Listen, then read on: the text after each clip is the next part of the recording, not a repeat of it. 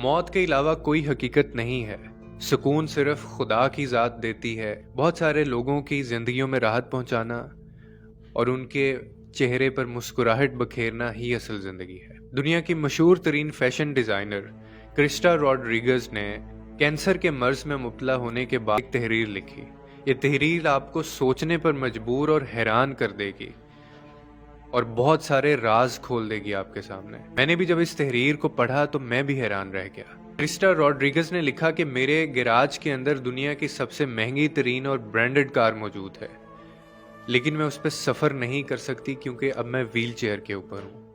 پھر وہ آگے کہتی ہیں کہ میرا گھر شاید دنیا کے قیمتی ترین گھروں میں آتا ہے جس کے اندر ڈیزائنز، کپڑے، جوتے، ہر طرح کی فیسلٹی موجود ہے، لیکن اب میں ہاسپٹل کے فراہم کردہ سوٹ کے اندر ہوں.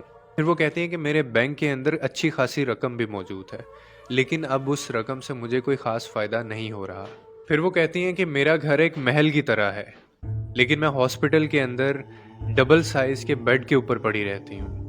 اور پھر وہ کہتی ہیں آگے کہ میں ایک 5 اسٹار ہوٹل سے دوسرے 5 اسٹار ہوٹل میں جا سکتی ہوں، لیکن اب میں ہاسپٹل میں ایک لیب سے دوسرے لیب میں سفر کرتی رہتی ہوں. میں نے سینکڑوں لوگوں کو آٹوگراف دیا ہے، لیکن آج ڈاکٹر کا ایک نوٹ میرا آٹوگراف بن کے رہ گیا ہے.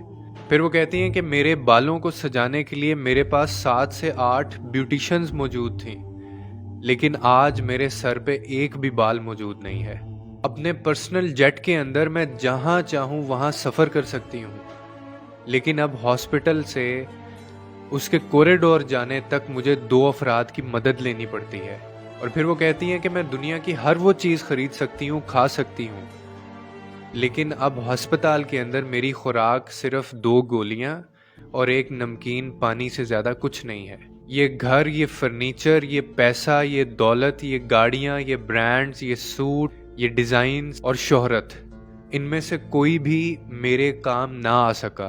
اسی لیے بہت سارے لوگوں کی زندگی میں راحت اور ان کے چہروں پر مسکراہٹ بکھیرنا ہی اصل زندگی ہے.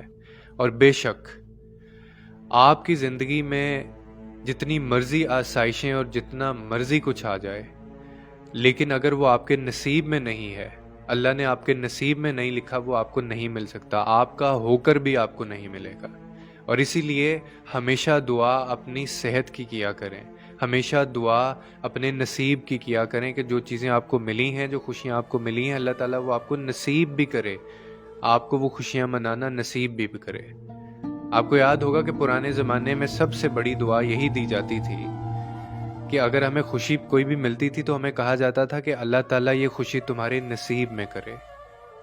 آج میں یہ تحریر پڑھ کر سمجھا ہوں کہ خوشیاں تو ہماری زندگی میں ہوتی ہیں لیکن ہمارے نصیب میں نہیں ہوتی. اسی لیے ہمیں کیوں یہ دعا مانگنی چاہیے. بے شک سکون صرف اللہ کی ذات میں ہے اور موت کے علاوہ کوئی حقیقت نہیں ہے.